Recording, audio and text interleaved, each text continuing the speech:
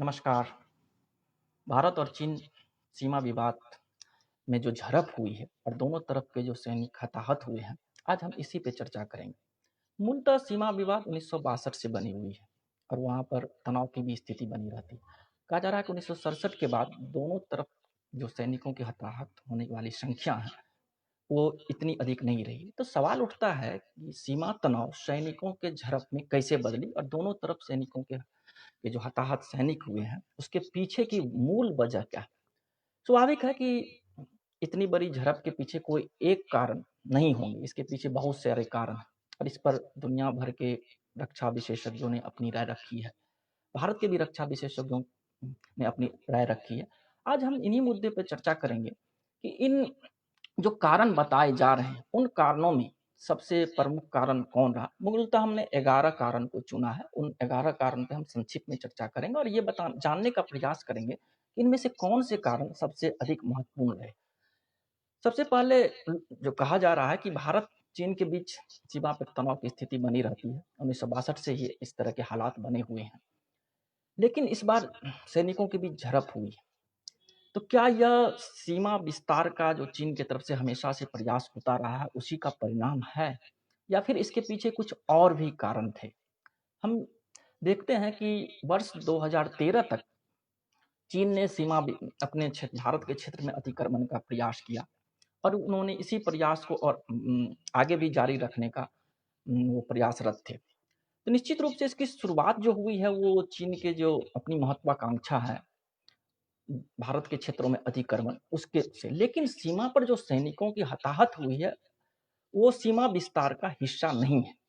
जहां तक मैं अपनी राय रख रहा हूँ, क्योंकि चीन हमेशा से सीमा पर दबाव बना के रखती है और उसका उद्देश्य भी यही होता है कि हम सीमा पर दबाव बना करके रखें। लेकिन सैनिकों की झड़प की स्थिति ना तो चीन चाहता है और ना भारत चाहता है।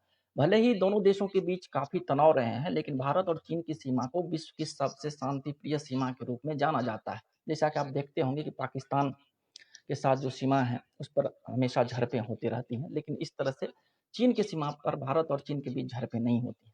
इसीलिए दुनिया भर के रक्षा विशेषज्ञों का ध्यान इस तरफ गया है कि आखिर ये झड़पें हुई क्यों, और निश्चित तौर पर इसके लिए चीन के जो राष्ट्रपति हैं उसके तरफ से कोई आदेश आया होगा, तभी जाके ये झड़पें हुई। तो एक सवाल यहाँ ये भी उभर के आता है कि चीन के शीर्ष नेतृत्व ने इस झड़प का फैसला क्यों किया? हम थे कि क्या ये सीमा विस्तार का एक हिस्सा है? निश्चित रूप से इसकी शुरुआत तो सीमा विस्तार से हुई, लेकिन सैनिकों की के बीच झड़प और हताहतों की जो संख्या है, चाहे वो चीन की तरफ हो चाहे भारत की तरफ हो, वो सीमा विस्तार का हिस्सा नहीं है। और ये क्यों नहीं है, हम इस पर आगे चर्चा करेंगे, लेकिन अभी हम चीन सीमा पर ही रहते हैं। भारत ने वर्ष 1914 के बाद सीमा पर बड़ी तेजी से आधारभूत ढांचाओं का विकास आरंभ किया, जिसमें सड़कें हैं, उसके बाद पुलों का निर्माण हो रहा है, हेलीपैड बनाए जा रहे हैं और चीन के विरोध के बावजूद भारत का ये प्रयास जारी रहा।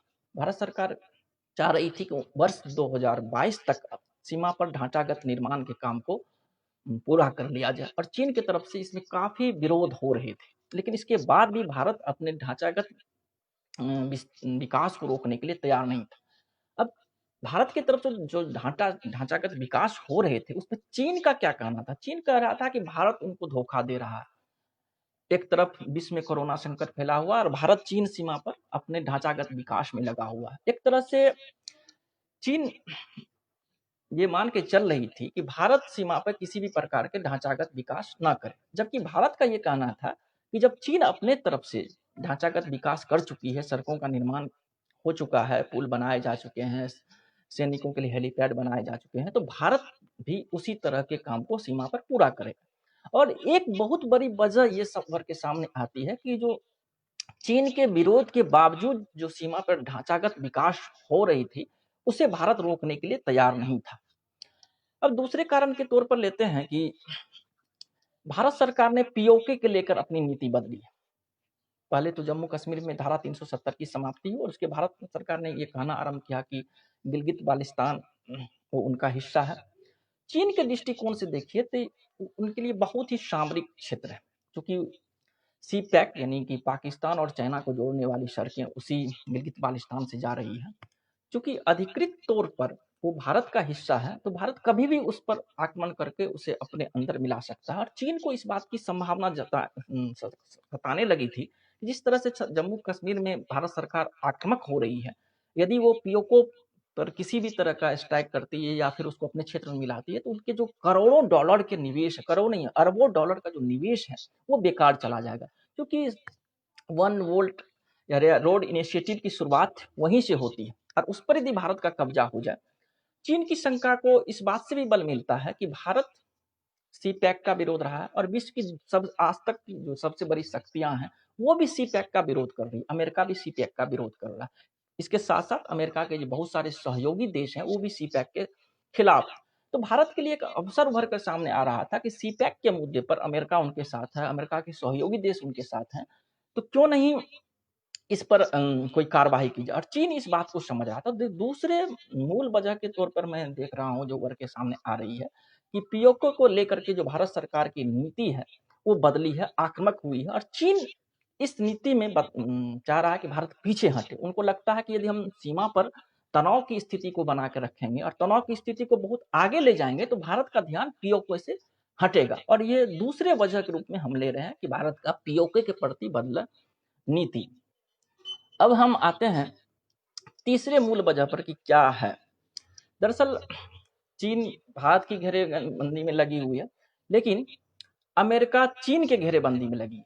और बहुत सारे रिपोर्ट्स ये भी बता रहे हैं कि चीन भारत की घेरेबंदी में बहुत हद तक विफल रहा, लेकिन अब वो अमेरिका के घेरेबंदी में लगी। इसके फिर कभी चर्चा करेंगे किस तरह से हिंद महासागर से लेकर के प्रशांत महासागर के जो छोटे छोटे द्वीप हैं उस पर चाइना ने अपना प्रभाव स्थापित किया और इससे अमेरिका से शंकित था। इसी को कंट्रोल करने के लिए जो अमेरिका ने क्वाड बनाया, जिसमें कि ऑस्ट्रेलिया, भारत, अमेरिका और जापान शामिल है, ये जो संगठन उभर के सामने आया ये चीन को खटकता है। और चीन ने भारत से बार बार ये कहा कि आप हमारे पड़ोसी मित्र हैं, आप अमेरिकी गठबंधन का हिस्सा मत बनिए।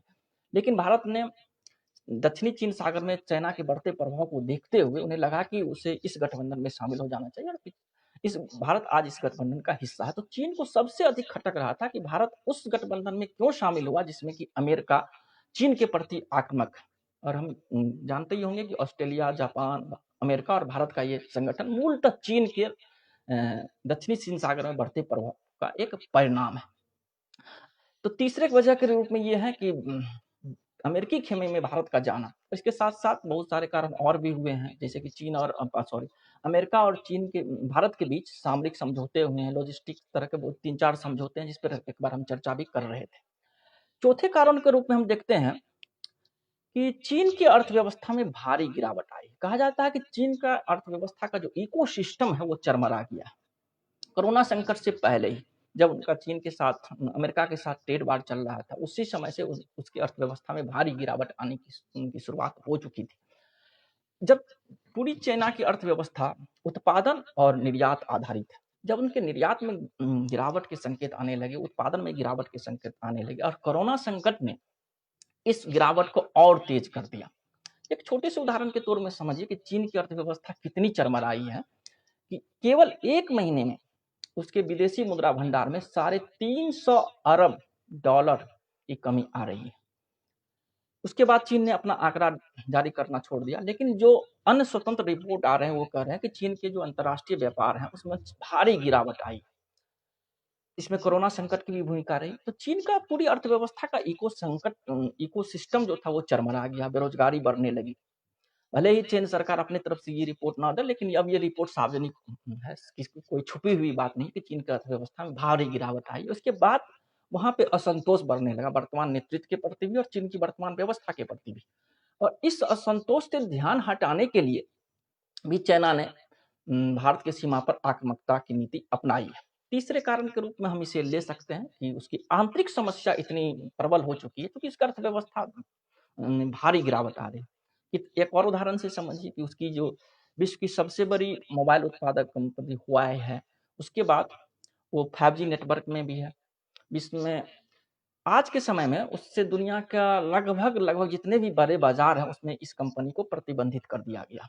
इतना ही नहीं, इनका जो चूंकि ये प्रतिबंधित की गई है इसीलिए इनका जो गूगल के साथ पैक्ट था, इसकी ऑपरेटिंग सिस्टम जो अगस्त में समाप्त, तो एक ऐसी कंपनी जो पिछले कहा जा रहा है कि 5 साल में ये दुनिया की सबसे बड़ी कंपनी बन जाती, गूगल को पीछे छोड़ देती, आज विश्व के अधिकांश बड़े बाज़ारों पर देशों में प्रतिबंधित कर देगी। हालाँकि भारत सरकार ने प्रतिबंध नहीं किया है, लेकिन जिस तरह के हालात हैं, ये मान के चला जा रहा है कि भारत में भी ये कंपनी प्रतिबंधित कर दी जाएगी। तो चीन की अर्थव्यवस्था में आई गिरावट को आप इस तरह से भी समझ सकते हैं। कुछ और कारण पे हम चर्चा करते हैं कि बहुत सारे निवेशक कोरोना संकट के बाद चीन से बाहर निकल रहे हैं और स्वाभाविक है कि वो दूसरे देश में जाएँगे। उसमें भारत भी एक जगह है जहाँ पे वो आना चाहती है। इस बात पे बहुत सारे लोगों अर्थशास्त्रियों ने भी चर्चा की और सामरिक विशेषज्ञों ने बताया कि चीन हमेशा इस उसके बाद सीमा पे तनाव की स्थिति को इसलिए बढ़ा रही है कि ताकि निवेशक भारत की तरफ न जाए। कहने का मतलब है कि वो निवेशकों को ये संदेश देना चाह रही है कि भारत उनके लिए निवेश के लिए सुरक्षित जगह नहीं, जबकि वो खुद भारत में बड़े पैमाने पर निवेश करना चाह रही है। उनकी बहुत सारी कंपनी आप तो सुनते ही होंगे कि बहुत सारी कंपनियों को प्रतिबंधित किया गया, विशेषकर रेलवे, संचार और सड़क में। चीन का भारी निवेश है भारत में, जबकि वो दूसरे देशों को भारत में निवेश करने से रोकना चाहती है। एक वजह ये भी है कि वो अंतर्राष्ट्रीय निवेशकों को एक संदेश दे रही होगी कि भारत में आपके लिए निवेश बहुत खतरा है और कभी वो जंग का मैदान बन सकता है। ये चौथे कारण के रूप में ले सकते हैं। और अगला कारण ले रहे हैं कि अंतर्राष्ट्रीय स्तर पर चीन के खिलाफ व्यापक असंतोष है। जहाँ-जहाँ से जो सर्वे की रिपोर्ट आ रही है, हाल में ऑस्ट्रेलिया में सर्वे हुई, वहाँ बताया गया कि 80% लोग चीन के खिलाफ हैं। कनाडा के सर्वे है, वहाँ के लोग 80% लोग चीनी उत्पाद के खिलाफ हैं। ठीक इसी तरह की परिस्थितियाँ यूरोप में हैं, अमेरिका में हैं। इस बार अमेरिकी चुनाव ही चीन के विरोध पर हो रही है। समझ सकते हैं कि चीन के खिलाफ कितना आक्रोश है। तो चीन को लग रहा है कि जब पूरे वैश्विक स्तर पर उनके खिलाफ इतना आक्रोश है, तो इस आक्रोश में वो अपने आर्थिक कारोबार को आगे नहीं बढ़ा पाएँगे। अब भारत में ही देख लीजिए कि चीन के उत्पादों को लेकर कितना ज़्यादा बहिष्कार आंदोलन चल रहा है। ठीक उसी तरह की स्थिति ऑस्ट्रेलिया में है, अमेरिका में है, कनाडा में है। यूरोप के भी कई देशों में इस तरह की खबरें आ रही हैं कि वहाँ चीन के उत्पादों के बहिष्कार की बातें सामने आई है। तो ऐसे में जब उनके उत्पादों का बहिष्कार होगा, तो उन्होंने एक तरह से अपने आंतरिक आर्थिक समस्याओं को सीमा की तरफ मोड़ने का प्रयास किया है। इसे हम 5वें कारण के तौर पर ले रहे हैं कि जो विश्व में चीन के खिलाफ आक्रोश बढ़ रही है, उनके उत्पाद को लेकर आक्रोश बढ़ रही है, उनके निवेश को लेकर आक्रोश बढ़ रही है। दुनिया के तमाम बड़े अर्थव्यवस्था उनके निवेश से मुक्ति चाह रही है, उनके उत्पादों से मुक्ति चाह रही है। उन सब बातों से ध्यान हटाने के लिए वो भारत के साथ सीमा विवाद में उलझना चाहती है। और इसके ये कारण और भी अधिक सटीक हो सकते हैं, क्योंकि जब चीन की अर्थव्यवस्था एक तरफ से धराशायी हो रही है, अंतर्राष्ट्रीय जगत से उनको बाहर किया जा रहा है, तो ठीक उसी समय में वो दक्षिण चीन सागर के जो देश हैं, उनके साथ भी वो आक्रामक नीति अपना रही है। कुछ महीने पहले उन्होंने इंडोनेशिया के एक समुद्री जहाज को डुबाया, फिर वियतनाम के एक जहाज को डुबो दिया और वो हर उस देश के साथ जो दक्षिणी चीन सागर में स्थित है, उनके साथ वो आक्रामक नीति अपना रही है और वही नीति हम देख रहे हैं कि भारत के साथ आई है। अब वहाँ पर दक्षिणी चीन सागर में अमेरिका ने अपनी उपस्थिति बहुत बड़ी कर दी है और इस वजह से वहाँ से उनका एग्रेशन अब भारत की सीमा की तरफ मुड़ा। उनको लगता है कि वहाँ पे अधिक आक्रामकता की वजह है कि उन्हें कहीं न अमेरिका के साथ उनकी संघर्ष की स्थिति ना बन जाए, जापान के साथ उनकी संघर्ष की स्थिति न बन जाए या फिलीपींस के साथ उनकी संघर्ष की स्थिति न बन जाए। उससे बेहतर है कि हम भारत की सीमा पर संघर्ष की स्थिति को पैदा करें और अंतर्राष्ट्रीय ध्यान यहाँ आकर्षित करें। और इसमें संभावना भी है, चूँकि फिलीपींस और जापान के साथ अमेरिका का पैक्ट है। यदि आप जापान पर आक्रमण करते हैं या फिलीपींस पे आक्रमण करते हैं, तो इसका अर्थ ये होता है कि आप अमेरिका पर आक्रमण कर रहे हैं और अमेरिका इसका फिर जवाब देगा। और अमेरिका और चीन दोनों ये नहीं चाहते हैं कि जो उनके बीच तनाव की इतनी स्थिति बनी है, वो फिर भारत की तरह सैनिक झड़प में बदल जाए। फिर इसके परिणाम बहुत ही घातक होंगे। ये 5वें कारण के रूप में लेते हैं। फिर अगला कारण है कि एक बहुत चर्चा में रहा ही है, क्या कोरोना वायरस संक्रमण से चीन ध्यान हटाने के लिए सीमा पे तनाव की स्थिति पैदा कर रही है। ये भी एक सहायक कारण है, लेकिन मूल कारण के अंतर्गत हम इसे नहीं रख सकते हैं। एक वजह ये भी बताई जा रही है भारत की तरफ से कि चीन के तमाम विरोध के बावजूद भारत सीमा पर अपने आधारभूत संरचनाओं के निर्माण को नहीं रोक रही है। तो इस पर चीनी विशेषज्ञों का ये कहना है, वहाँ का अखबार कहती है कि दुनिया भर में जो चीन के खिलाफ आक्रोश पैदा हुई है, भारत इसका लाभ उठाकर चीन की सीमा पर आक्रामक नीति अपना रही है और हमें लगता है इसमें बहुत हद तक सच्चाई भी है। भारत आपने देखा होगा कि मोदी सरकार ने या उससे पहले की भी सरकारों ने चीन के साथ सीमा विवाद को उतना महत्व नहीं दिया और उनके साथ व्यापार करने में बहुत अधिक व्यस्त रहे। दरअसल मोदी सरकार की भी यही नीति रही कि उनके साथ व्यापार और निवेश को बढ़ाया जाता है, और जब दोनों देशों के बीच व्यापार और निवेश बढ़ेंगे तो सीमा विवाद को बाद में सुलझा लिया जाएगा। लेकिन इस तरह की समस्याओं के बीच में देखा ये गया कि भारत ने सीमा पर आधारभूत संरचनाओं का विकास आरंभ किया, और तमाम प्रतिरोधों के बावजूद उन्होंने इसको नहीं रोका। तो चीन को लगा कि जो उनके खिलाफ माहौल बने हैं, क्या भारत इसका लाभ लेना चाह रहा है, और यदि लाभ लेना चाह रहा है तो भारत को कहीं ना कहीं रोकना होगा। और इसको रोकने के लिए सिर्फ तनाव बनाने से काम नहीं चलता, इसके लिए बृहद स्तर पर झड़प की आवश्यकता थी, और चीन की तरफ से इसीलिए झड़प को अंजाम दिया गया। ये अलग बात है कि वर्तमान सरकार ने स्पष्ट कर दिया कि किसी भी परिस्थिति में सीमा पर आधारभूत ढांचों के निर्माण में कमी नहीं लाई जाएगी, बल्कि पहले लक्ष्य था 2022 तक इसको पूरा करने का, अब इसे 2021 कर दिया गया। लेकिन एक वजह के तौर पे हम इसे ले सकते हैं कि ऐसी स्थिति बनी। अब है कि बहुत सारे मुद्दों पे चर्चा हुई है, उसमें से एक है कि चूंकि अमेरिका और चीन के बीच तनाव बहुत अधिक हो चुके हैं, बल्कि 2-3 महीने पहले तक तो हम लोग चर्चा कर रहे थे अमेरिका और चीन के बीच तनाव, और ये केवल ट्रेड वार नहीं था, ट्रेड वार से आगे की भी स्थिति थी। हर दिन अमेरिका की तरफ से चीन पर किसी न किसी तरह के प्रतिबंध लगाए जाते हैं। आज कल भी प्रतिबंध उनके 2 कंपनियों पर लगाए गए, और ये दक्षिणी चीन सागर में अमेरिकी सेना की जो बड़ी संख्या में उपस्थिति रही है, इस पर चीन हमेशा से आपत्ति जाहिर करता रहा। उन्होंने कहा है कि इससे पहले इतनी बड़ी संख्या में अमेरिकी सैनिक दक्षिणी चीन सागर में उपस्थित नहीं थे। निश्चित तौर से चीन ये भी समझ रहा है कि अमेरिका और भारत सामरिक पार्टनर हैं। अगर हम भारत को डैमेज कर देते हैं तो ऐसी स्थिति बन सकती है कि जो भारत की अंतर्राष्ट्रीय स्तर पर छवि है चीन के खिलाफ, या चीन के साथ संघर्ष लेने की जो उनकी जज्बा है, उसको हम ध्वस्त कर सकते हैं। तो इसका परिणाम ये होगा कि अमेरिका भारत पे विश्वास करना छोड़ देगा, या अमेरिका और उसके सहयोगी देश भारत पर विश्वास करना छोड़ देंगे यदि एक बार हम भारत को पीछे धकेलने में सफल हो जाते हैं।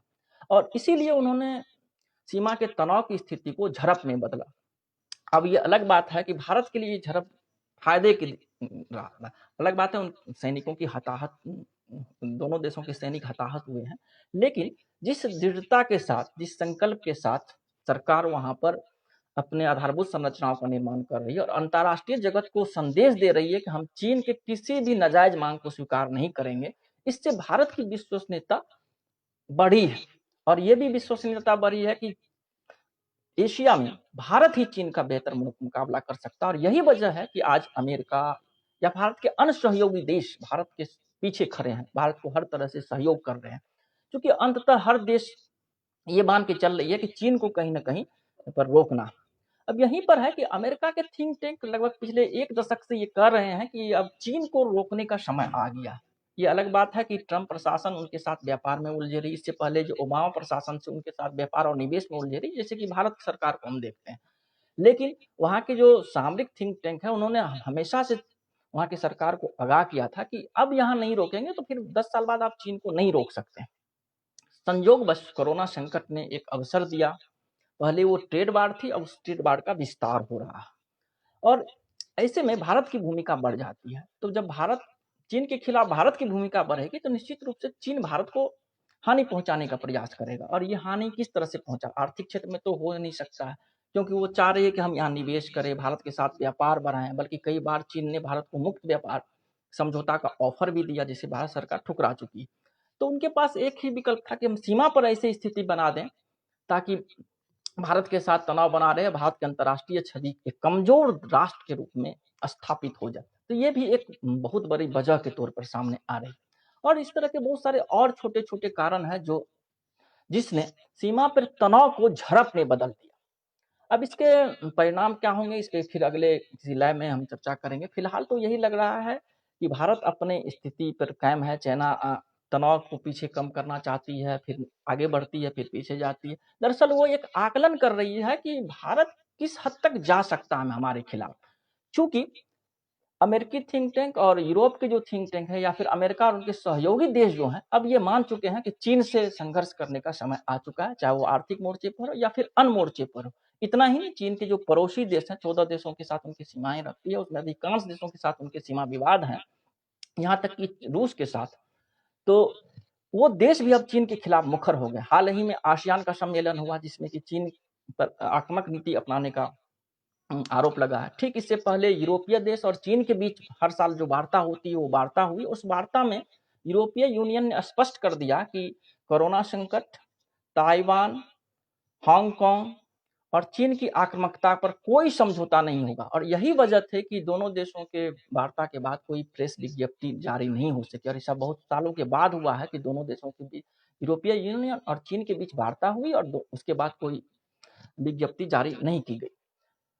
तो एक तरफ यूरोप के साथ उनका तनाव बढ़ रहा है, अमेरिका के साथ तनाव बढ़ रहा है, उनके अपने पड़ोसी देशों के साथ तनाव बढ़ रहा है। और ऐसे में भारत एक नेतृत्वकर्ता के रूप में सामने आ रहा है। ये अलग बात है कि भारत को अमेरिका, फ्रांस, रूस, इजराइल इन तमाम देशों का सहयोग मिल रहा है, लेकिन भारत के लिए जरूरी था कि वो एक इन चीन विरोध के नेतृत्व के तौर पर अब सामने आ जाए।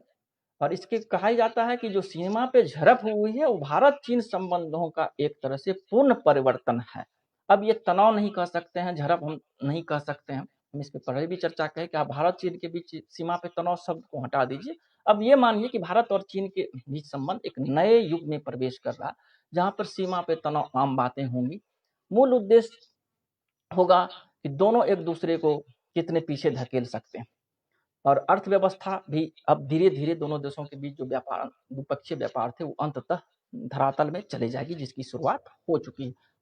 हमें लगता है कि पिछले आने वाले 6 महीने से 1 साल के अंतर देखेंगे कि भारत और चीन के बीच जो द्विपक्षीय व्यापार है वो कभी 70 अरब डॉलर, कभी 90 अरब डॉलर के आसपास होती है, वो घट के 20-30 अरब डॉलर के पास आ जाएगी। और भारत का यही उद्देश्य है कि फिलहाल तो भारत ही नहीं बल्कि विश्व के अन्य देशों का भी यही उद्देश्य है कि किस तरह से चीन को आर्थिक क्षेत्र में हम डैमेज कर सकते हैं। खैर यही था, क्यों सीमा पर तनाव सैनिकों के बीच झड़प में बदली और क्यों दोनों तरफ के सैनिक हताहत हुए। धन्यवाद।